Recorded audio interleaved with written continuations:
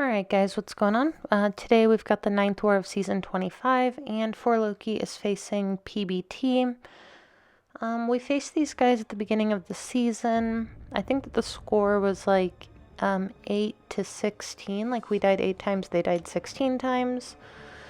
So we were kind of expecting this to be an easier war, but you'll see that it's actually not. So let's go ahead and scout their map here. So the first thing I notice as soon as I click on the screen is I see Nick Fury at the end of Path 5. I know I'm taking that fight, and because of that, and I see the 2 fights on Path 5 leading up to it, I know that I'm bringing Quake. So immediately, like upon entering the map, I know what my team is going to be. It's going to be Quake, Omega, and Sabretooth. So I'm just like looking at the rest of Section 1 to make sure there's nothing that I'm missing, and I don't think there is. So they put Apocalypse on Path 9 in Section 1. That's kind of interesting to probably stop it from being quaked. And then I see Mole Man on 23. I know I'm taking that fight. So now I'm just looking around for a Quake and Omega path in Section 2. And I don't really see one. I see a couple possibilities, but I'm usually on the left or the middle, so I'm thinking maybe Path 5. But then I see that Kingpin on Powerful from Afar and not Encroaching Stun. Powerful from Afar and Kinetic Transference, and I know that we're going to be quaking that fight. So I'm thinking that if I'm bringing Quake, I might be taking that fight. And then the mini bosses, I don't think I'm going to be taking any of those. The main boss, that's a Symbiote Supreme fight, so Carl will be taking that fight. OG Vision is a Magneto fight. So, yeah, overall their map looks pretty annoying. Like that Killmonger, you need like Doom and Reed, I think, to take it. So just kind of obnoxious, you know, needing multiple champions for certain paths, but that is the whole point of war. That's how you make it difficult. So I was right. I'm on Path 5 in Section 1. First fight here is going to be Ebony Maw. I'm just going to quake this fight. I could have used Omega, but there's just no point. It's going to be really fast either way. So the idea with this fight, I'm only running half suicides, and I usually run full suicides.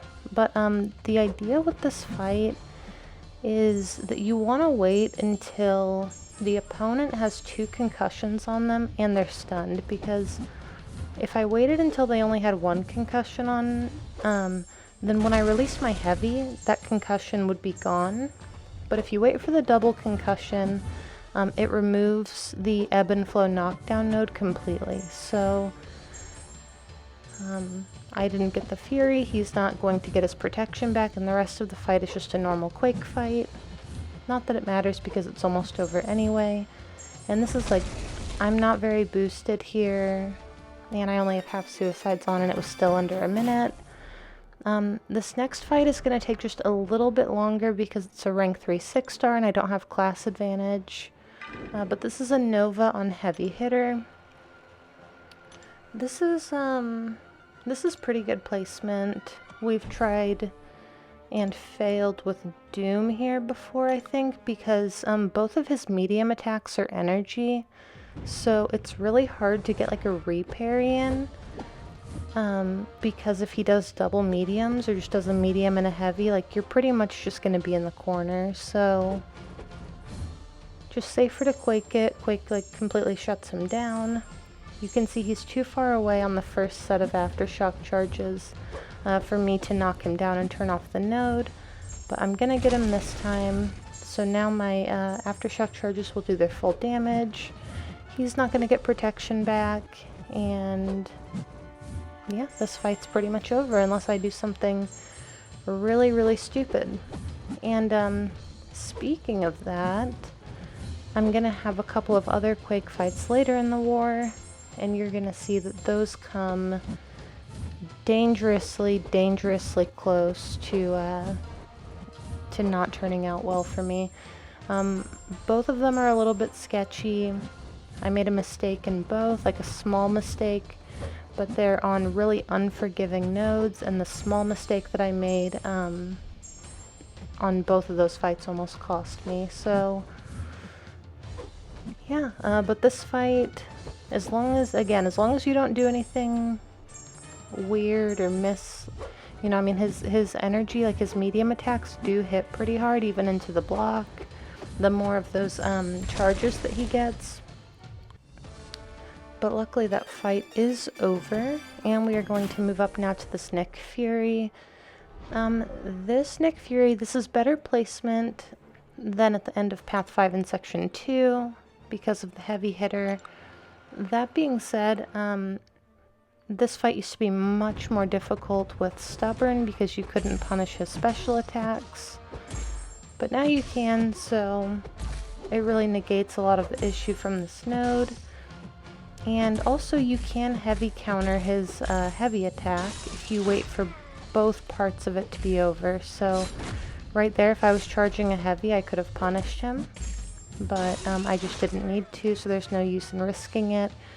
If you want to try it though, make sure that you duel first, because the spacing is a little bit awkward. So here he's going down really quickly. Power alternator kicks in, push him to another special 2. He is unblockable right now, which is kind of unlucky, but it's not a big deal. Just gonna be patient, bait out the special 2. He's not really wanting to throw it, but I'm pretty boosted, and the next combo will kill him. So still under a minute. I have died to that fight before when Stubborn was the global, maybe even more than once. And I used to have to use an invulnerability boost for it too. This mole man, this is going to be a rank 3 6-star mole man. This is much easier than fighting Korg here. If you're going to put like an Omega fight on this node, you might as well make it like a Korg, because at least that one's like kind of risky.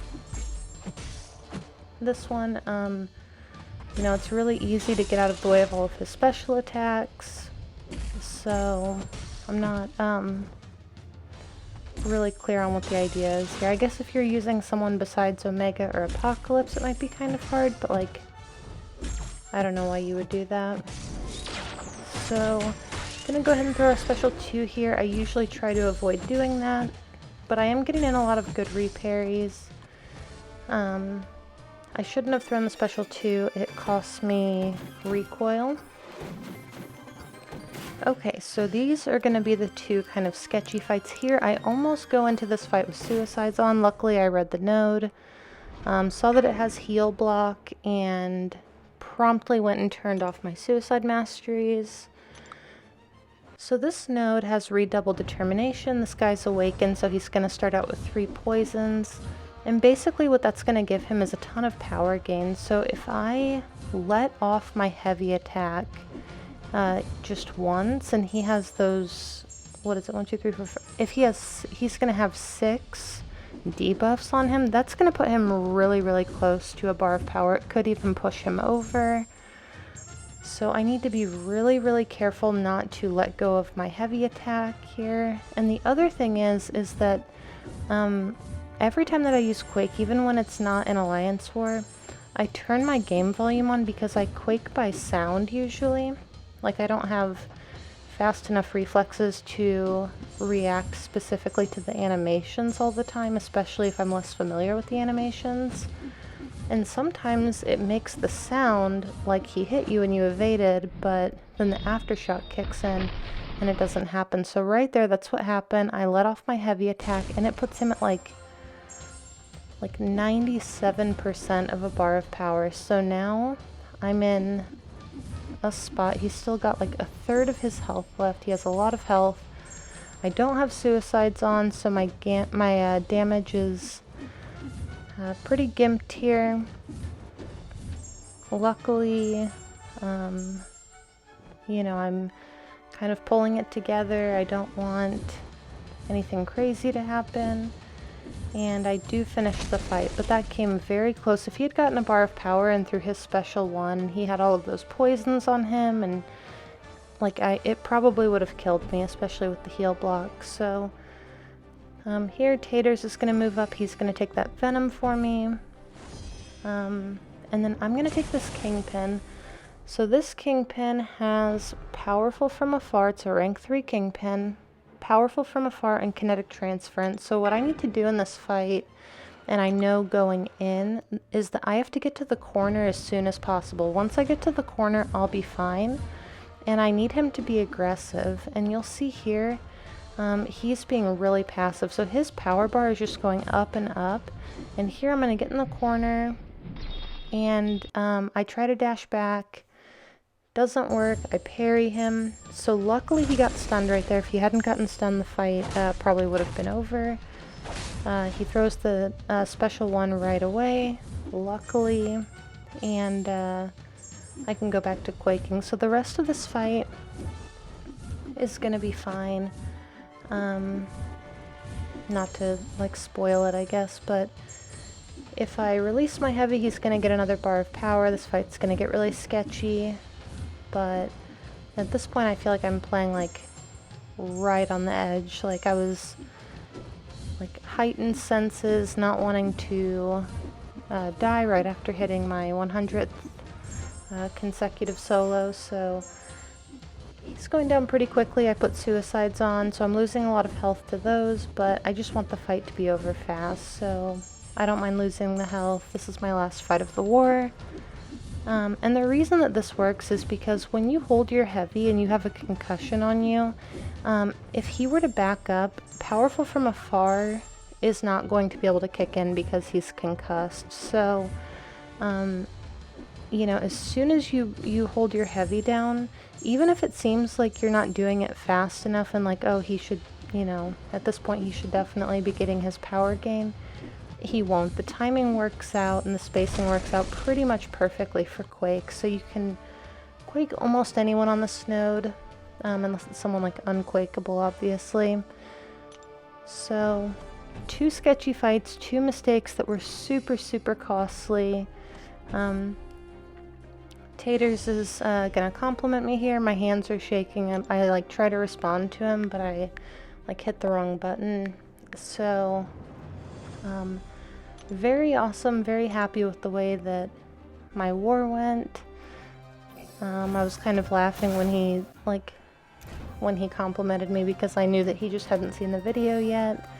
Here I'm going to taxi Bryn. He's going to go ahead and take these fights here. He's going to take Rage, and then he's going to take Dragon Man on the... He quakes that Dragon Man mini-boss every time and he solos, so we did end up winning this war, luckily.